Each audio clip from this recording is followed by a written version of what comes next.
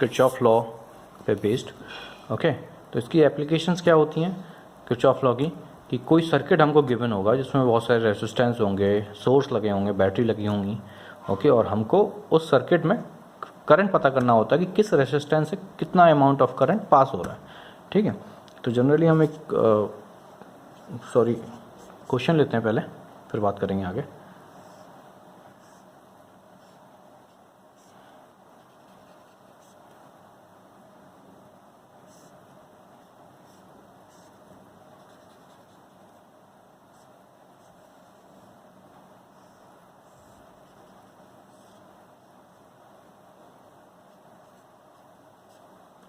Fourteen volt, 10 volt, this is 4 ohm, 6 ohm, and this is 2 ohm.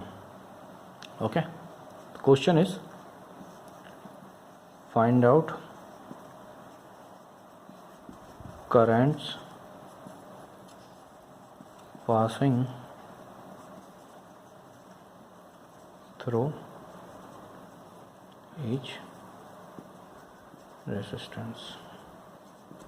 तो क्या है, हमको ये सर्किट गिवन है, इसमें दो सोर्स लगे हुए हैं, एक 14 वोल्ट एक 10 वोल्ट, और ये रेसिस्टेंस भी कनेक्टेड है 4 ओम, 6 ओम, 2 ओम। ओके, उन्होंने कहा है कि इससे इस रेसिस्टेंस से, इस रेसिस्टेंस से और इस रेसिस्टेंस से कितने अमाउंट की करंट पास हो रही हैं वो हमको बताना है। ठीक है, तो जब भी इस टाइप के क्वेश्चन आते हैं, हमको करंट बताना होता है रेजिस्टेंस से, तो सीधा हम ओम्स लॉ की जो एप्लीकेशन है या ओम्स लॉ है उस पर चले जाते हैं। तो दोनों टाइप के लॉ यूज़ हो जाएंगे, Ohm's law, Kirchhoff's rule. Okay, Kirchhoff rules हम यूज़ करेंगे और फाइंड करेंगे करंट इन द सर्किट। ठीक है, दोनों टाइप के रूल्स यूज होंगे, करंट रूल भी और वोल्टेज रूल भी, और you can say loop law, loop rule और जंक्शन रूल, दोनों यूज़ होंगे। ठीक है, तो हम देखते हैं, तो हम क्या करेंगे इसमें, हम पहले इसमें करंट एज्यूम करना पड़ेगा हमको, क्योंकि इसमें करंट दिया नहीं है ना सर्किट में कि कहाँ से कहाँ फ्लो हो रहा है। तो उसके लिए आपको खुली छूट है, आप कैसे भी करंट एज्यूम कर सकते हैं। ठीक है, तो हम क्या मानते हैं, यहाँ पे बड़ा सोर्स कौन सा है, तो जनरली यही कॉमन सेंस यूज़ होता है कि जो बड़ा सोर्स होता है उससे हम करंट बाहर की तरफ मानते हैं। तो करंट ऐसे बाहर की तरफ जा रही है, इसके लिए करंट ऐसी हो जाएगी, तो ऑब्वियसली करंट ऐसी आएगी पीछे से, करंट यहाँ जाएगी। अब यहाँ पे एक सोर्स है, तो हमको क्लियर दिख रहा है यहाँ से करंट अगर हम बनाना चाहें तो बन सकती है, एक करंट यहाँ चली जाएगी, एक करंट यहाँ चली जाएगी। कोई समस्या है? कोई नहीं। यहाँ से जब करंट आवाज़ जाएगी तो यहाँ नेगेटिव प्लेट पे करंट जाएगी और पॉजिटिव से बाहर निकल आएगी, ये जाएगी, ये जाएगी, ये जाएगी, ये जाएगी और ऐसी हो जाएगी। कोई प्रॉब्लम नहीं है। अब करंट की नेमिंग कर देते हैं, इसको बोल देंगे हम I1, ये हो गई I1, तो ये भी रहेगी आपकी I1।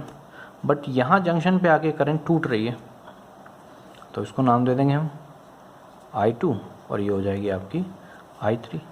तो यहाँ पे जो रहेगी वो भी रहेगी I3, यहाँ जो रहेगी वो भी रहेगी आपकी I3, और यहाँ से जो आ रही है वो भी रहेगी आपकी I2, और ये रहेगी आपकी वापस I1, क्योंकि वापस I1 ही आनी है, क्योंकि सोर्स में जितनी करंट बाहर निकल रही है उतनी तो अंदर आएगी, अलग अलग तो आएगी नहीं, तो I1 ही वापस जाएगी। ऐसे यहाँ पे I2 अंदर गई, I2 बाहर निकली, ऐसे इसके इस साइड से I3 गई, इस साइड से I3 बाहर निकल आई, ये गई I3। ठीक है, तो ये हम अपनी तरफ से मानेंगे। अब हो सकता है कि हमने जो करंट माना हुआ है डायरेक्शन के साथ वो अपोजिट निकला है। ठीक है, तो उसको हम देखते हैं कि अगर अपोजिट निकले तो कैसे निकलेगा, उसकी क्या पॉसिबिलिटी, हमको पता कैसे चलेगा कि करंट हमने अपोजिट डायरेक्शन में माना हुआ है, गलत डायरेक्शन में माना हुआ। तो सब जैसे क्वेश्चन सॉल्व करेंगे आपको धीरे धीरे आइडिया लगेगा। ओके, तो लगाएंगे सबसे पहले हम junction rule.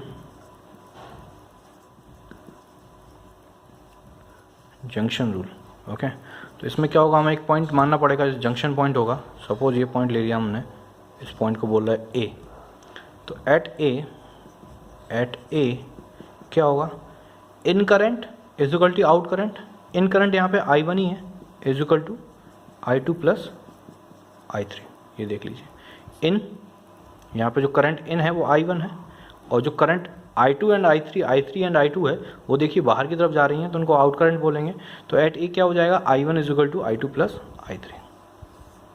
So this is equation 1। Okay, एक ही जंक्शन पे काफ़ी है, क्योंकि दूसरे जंक्शन पे लगाएंगे, दूसरा जंक्शन आपको ये मानेगा, दूसरे जंक्शन पे लगाएंगे तो आपको सेम इक्वेशन मिलेगी। ठीक है, तो जंक्शन रूल से हमको एक इक्वेशन मिल रही है। ओके, अब लगाएंगे हम लूप रूल। तो लूप रूल क्या कहता है, पहले तो हमको लूप बनाना पड़ेगा। कौन सा लूप माना है, तो हम पहले मान रहे हैं अभी ए, इस पॉइंट को नाम दे रहा है बी, सी, डी, ये हो गया अपना ई, ये हो गया एफ। ठीक है, क्या कीजिए, ये वाला लूप ले लीजिए, इस वाले लूप में आप घूमने की कोशिश कीजिए। मैंने आपको बोला था आप एंटी क्लॉकवाइज और क्लॉकवाइज दोनों तरीके से घूम सकते हैं, तो नो प्रॉब्लम, पहले मैं एंटी क्लॉकवाइज घुमा देता हूँ आपको। ठीक है, जब दूसरा लूप बनाएंगे तो उसमें हम क्लॉकवाइज देख लेंगे। ओके, तो इस लूप में आप एंटी क्लॉकवाइज घूमने की कोशिश कर रहे हैं, इस लूप में आप एंटी क्लॉकवाइज घूमने की कोशिश कर रहे हैं, तो उस हिसाब से क्या इक्वेशन बनेगी वो हम देखते हैं। ओके, तो लूप रूल में देखिए, फॉर लूप, कौन सा लूप है, A B C D A, close loop है, तो ए से स्टार्ट होगा, ए पे ख़त्म हो जाएगा। ओके, तो पहले आप स्टार्ट कीजिए, कहाँ से चलना स्टार्ट कीजिए, ए से बी की तरफ चलें, ए बी के नाम के हिसाब से दिख रहा है, ए से बी की तरफ चलें। ए से बी की तरफ आप जब चल रहे हैं तो आपको क्या मिल रहा है, सबसे पहले मिल रहा है सोर्स, एक सोर्स है 10 वोल्ट का। अब वो 10 वोल्ट का सोर्स है, उसमें आप जब मूव कर रहे हैं तो आप नेगेटिव प्लेट से प्लस पॉजिटिव प्लेट की तरफ जा रहे हैं। तो मैंने आपको क्या बोला था, हाई पोटेंशियल से low potential positive sign, low potential से हाई पोटेंशियल नेगेटिव साइन। तो ये लो पोटेंशियल है, ये प्लेट हाई पोटेंशियल है, तो जब आप लो पोटेंशियल से हाई पोटेंशियल जाएंगे तो साइन नेगेटिव आएगा, तो हम लिखेंगे -10। ओके, और जब रेसिस्टेंस की बात की थी तो मैंने कहा था प्लस माइनस का साइन लगा लीजिए, तो करंट इसमें पास ऐसे हो रही है तो ये प्लस हो जाएगा, ये नेगेटिव हो जाएगा, और अगर ऐसी करंट यहाँ से पास हो रही है तो ये प्लस हो जाएगा और ये नेगेटिव हो जाएगा। ठीक है, तो जब इसमें प्लस से माइनस हम मूव कर रहे हैं, क्योंकि ए टू बी जा रहे हैं ना हम, तो प्लस से माइनस मूव कर रहे हैं, तो ऑब्वियसली हाई पोटेंशियल से लो पोटेंशियल जा रहा है, तो ये भी प्लस आएगा, तो ये हो जाएगा 6 × I2, 6 ओम उसकी वैल्यू है और I2 उससे करंट पास हो रही है, तो उसका पोटेंशियल कितना हो जाएगा 6I2। ध्यान से देखिए। ठीक है, अगला ये टर्म, ठीक है, तो ये कैसा हो रहा है, इसमें भी हम प्लस से माइनस, क्योंकि B2C में हमारे पास कोई कुछ नहीं है, ना सोर्स है ना रेजिस्टेंस है, तो कोई मतलब नहीं है। अब C2D जाएंगे हम, C2D जाएंगे तो हमको ये रेजिस्टेंस मिलेगा पहले, और करंट इसमें ऐसे पास हो रही है, ये प्लस है ये माइनस है, तो हाई पोटेंशियल से लो पोटेंशियल जा रहे हैं। हमारे रूल के अकॉर्डिंग हाई पोटेंशियल से लो पोटेंशियल जब हम जाते हैं तो हमको पॉजिटिव साइन लेना होता है, तो हो जाएगा प्लस, तो हो जाएगा प्लस और 4I1, 4 ओम × I1, और सोर्स आएगा 14 वोल्ट, तो हमको देख रहा है कि नेगेटिव प्लेट से पॉजिटिव प्लेट की तरफ जा रहा है, तो वो नेगेटिव साइन आएगा। लो पोटेंशियल से हाई पोटेंशियल जा रहा है ना, तो नेगेटिव का 14 = 0। तो इसको थोड़ा सा सिंप्लीफाई कर लीजिए इस इक्वेशन को, तो आपको मिलेगा, ये साइड लेके जा रहा हूँ, तो 6I2 + 4I1 = 24, और 2 से डिवाइड कर दीजिए, तो 3I2 + 2I1 = 12। So this is your equation number 2। ठीक है, अब देखते हैं अगली इक्वेशन बनाते हैं। नेक्स्ट इक्वेशन बनाने के लिए हमको चाहिए एक दूसरा लूप। ओके, तो हमको एक लूप दिख रहा है ABFEA। अब इस लूप में हम एंटी क्लॉकवाइज भी घूम सकते हैं, क्लॉकवाइज भी घूम सकते हैं। मैंने बताया है आपको पहले भी कि कोई इसमें मैटर नहीं करता है कि आप एंटी क्लॉकवाइज ले रहे हैं डायरेक्शन या क्लॉकवाइज ले रहे हैं, दोनों आपको फाइनल जो इक्वेशन मिलेगी वो सही मिलेगी। तो इसमें मैंने अगर एंटी क्लॉकवाइज राउंड किया है या घुमा है मैंने, तो इसमें मैं क्लॉकवाइज ले लूँ, तो इसमें मैं कर लेता हूँ क्लॉकवाइज। ओके, तो लूप हो जाएगा लूप ABFEA।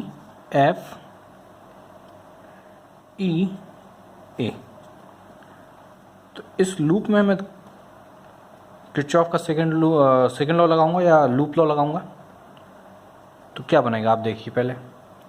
आप पहले ए से बी जाएंगे। When you are going from A to B, सबसे पहले आपके रास्ते में आ रहा है एक सोर्स जिसका वोल्टेज है 10 वोल्ट, 10 माइनस से प्लस जा रहा है ना, तो माइनस में आएगा कि नहीं आएगा। लो पोटेंशियल से हाई पोटेंशियल आप मूव कर रहे हैं तो माइनस तो आएगा ही, ये कंफर्म है। ओके, और जब यहाँ से आप पोटेंशियल करंट में जहाँ यहाँ पास हो रहे हैं, रेसिस्टेंस से पास हो रहे हैं, तो यहाँ पे करंट क्या है, I2 है। ये पॉइंट आपका प्लस होगा, ये नेगेटिव होगा, हमको पता है। तो ये जो होगा ये प्लस में आएगा कि नहीं आएगा, 6I2, क्योंकि हाई पोटेंशियल से लो पोटेंशियल जा रहा है। साइन कन्वेंशन रूल में क्या बताया था, हाई पोटेंशियल से लो पोटेंशियल जाने पर जो साइन आता है वो प्लस आता है, और लो पोटेंशियल से हाई पोटेंशियल जाने पर साइन नेगेटिव आता है। तो यहाँ पे लो पोटेंशियल से हाई पोटेंशियल जा रहे थे, इसलिए साइन नेगेटिव आया था, इसमें प्लस आएगा। अब B2F जाएंगे, कोई रेसिस्टेंस नहीं, कोई सोर्स नहीं, तो कोई प्रॉब्लम नहीं है। यहाँ से यहाँ जाएंगे तो हमको रेसिस्टेंस मिलता है, इसमें करंट है I3 करंट ऐसे पास हो रही है, तो इसमें अगर मैं साइन लगाऊंगा तो ये प्लस हो जाएगा, ये माइनस हो जाएगा, ये प्लस हो जाएगा, ये माइनस हो जाएगा, क्योंकि करंट यहाँ से एंटर कर रही है, यहाँ से एग्जिट कर रही है रेसिस्टेंस में। लेकिन हम घूम कैसे रहे हैं, एंटी क्लॉकवाइज, तो मतलब हम माइनस से प्लस की तरफ मूव कर रहे हैं। When we are moving from minus to plus means we are moving from low potential to high potential. तो वहाँ पे क्या लिखेंगे हम, ये हो जाएगा 2I3 और साइन हो जाएगा नेगेटिव, क्योंकि हम लो पोटेंशियल से हाई पोटेंशियल की तरफ जा रहे हैं, तो मैंने बोला तो साइन नेगेटिव आएगा, तो ये हो गया -2I3। Okay, and that value will equal to 0, क्योंकि टोटल 0 के बराबर होना चाहिए, और कोई रेसिस्टेंस बचा नहीं, सिर्फ 3 ही था, एक सोर्स 2 रेसिस्टेंस। अब इस इक्वेशन को थोड़ा सिंप्लीफाई कर लीजिए, 2 से डिवाइड कर सकते, तो हो जाएगा 3I2 minus I3 is equal to 5, taking this 10 this side, so 5। So this is equation number 3। अब देखिए हमारे पास कितने अननोन हैं, हमारे पास पूरे सर्किट में 3 अननोन हैं, I1, I2, I3, और हमारे पास इक्वेशन कितनी बन चुकी हैं, 1, 2 एंड दिस वन 3। 3 इक्वेशन आ गई हैं, 3 अननोन है, बस इनको सॉल्व करना है और I1, I2, I3 की वैल्यू निकालना है, वो हमारा आंसर हो जाएगा। तो आप सॉल्यूशन कैसे करते हैं वो देखिए, लीनियर इक्वेशन सॉल्व करना है, आप लोगों ने मैथ में पढ़ा ही होगा, फिर भी देख लीजिए एक बार। तो इक्वेशन 1 फ्रॉम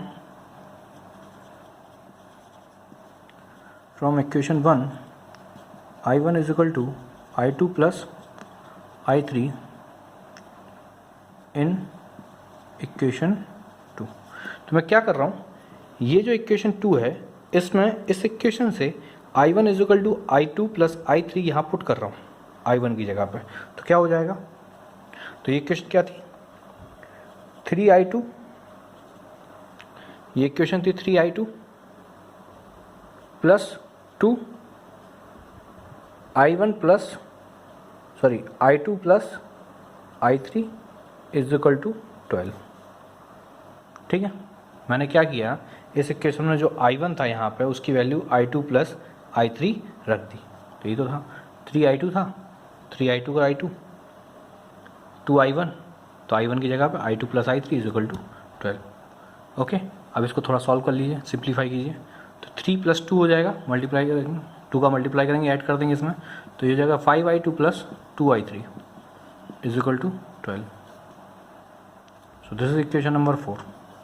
अब इन दोनों के इक्वेशन को सॉल्व कर सकते हैं, 3 एंड 4 को। तो हमको दिख रहा है यहाँ पे I3, यहाँ पे 2I3 है, अगर इक्वेशन हम 3 को 2 से मल्टीप्लाई करके इसके साथ ऐड कर देंगे तो I3 पूरा कैंसिल हो जाएगा। So what I am doing, 2 multiply equation 3 plus equation 4। Equation 3 में 2 से मल्टीप्लाई कीजिए और 4 के साथ ऐड कर दीजिए, तो अगर इक्वेशन 3 में हम 2 से मल्टीप्लाई करेंगे तो हो जाएगा 6I2 minus 2I3 is equal to 10। Clear, और अगर इसको हम इक्वेशन लिखेंगे तो हो जाएगा 5I2 plus 2I3 is equal to 12। Add कर दीजिए, जब ऐड करेंगे तो ये कैंसिल हो जाएगा, ये हो जाएगा 11I2 is equal to 22, so you will get I2 is equal to 2 ampere. Clear, this is 11, 12, 22, 2 times 2 ampere current आ गया। अब यहाँ देखिए, जब I2 की वैल्यू आ गई तो I2 की वैल्यू इक्वेशन 3 में रख सकते हैं। सो फ्रॉम इक्वेशन 3 मैं क्या कर रहा हूँ, इक्वेशन 3 में I2 की वैल्यू पुट कर रहा हूँ, तो 3 I2 की वैल्यू आ गई थी 2 minus I3 is equal to 5, 6 हो जाएगा, इस टाइम आएगा तो I3 आ जाएगा 1 एम्पियर। क्लियर। I3 की वैल्यू आ गई 1 एम्पियर। तो इक्वेशन 1 क्या हो जाएगा, इक्वेशन 1 हमको पता है I1 is equal to I2 plus I3, so that is 2 + 1 is equal to 3 ampere. सो I1 आ गया आपका 3 एम्पियर। ठीक है, I1 की वैल्यू कितनी आ गई 3 एम्पियर। तो तीनों करंट्स आ गई हमारे पास, I1 आ गई, I2 आ गई एंड I3 भी आ गई। तो यही तो करंट थी जो हर रेसिस्टेंस से पास हो रही थी। इस रेसिस्टेंस से कितनी करंट पास हो रही थी I1, तो इस रेसिस्टेंस से पास होने वाली करंट की वैल्यू कितनी है 3 एम्पियर। तो ये 3 एम्पियर होगा। इससे पास हो रही थी I2 की वैल्यू आई थी 2, तो इससे 2 एम्पियर पास हो रही है और इससे हो रही है 1 एम्पियर पास। ठीक है, तो यही क्वेश्चन था, find out currents passing through each resistance. तो हमारे पास तीनों करंट आ गई हैं पूरे सर्किट की और यही रेसिस्टेंस में पास हो रही थी। ठीक है, समझ में आया। अब यहाँ पे एक चीज़ सीखने वाली है, क्या कि अगर सपोज करो किसी करंट की वैल्यू नेगेटिव आ जाए, आप कोई क्वेश्चन कर रहे हैं जिसमें करंट की वैल्यू सपोज करो -5 एम्पियर आ गया, तो इसका मतलब क्या हुआ, इसका मतलब ये हुआ कि आपने करंट की जो डायरेक्शन एज्यूम की हुई है, यहाँ ध्यान रखिए हमने करंट की डायरेक्शन ये सारी की सारी एज्यूम की हुई थी। कॉमन सेंस का यूज़ ज़रूर किया था, बट जितनी भी की थी हमने एज्यूम की थी, हमें परफेक्ट तो नहीं पता था ना करंट ऐसी फ्लो हो रही है। ठीक है, तो अगर किसी वैल्यू कोई अगर करंट की वैल्यू नेगेटिव आ रही है, उसका मतलब ये होता है कि हमने जो अजम्पशन लिया है उसके जस्ट अपोजिट आंसर है। मीन्स अगर सपोज करो यहाँ पे हमने अजम्पशन लिया, कोई सर्किट है, कोई लाइन है, यहाँ पे आई है, अजम्पशन लिया कि इस डायरेक्शन में फ्लो हो रही, लेफ्ट टू राइट फ्लो हो रही है और उसकी वैल्यू जब हमने कैलकुलेशन की तो आई -5 एम्पियर। तो इसका मतलब ये हुआ है कि रियल में current right to left flow हो रही है।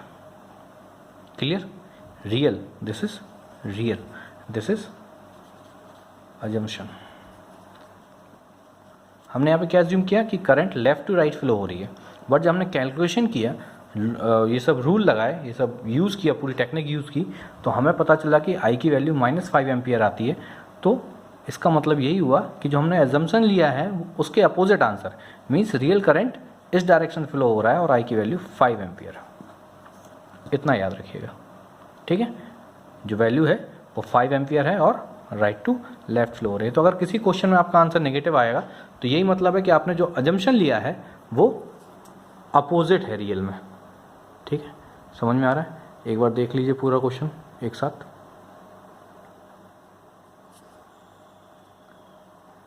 आई होप आपको समझ में आ गया होगा।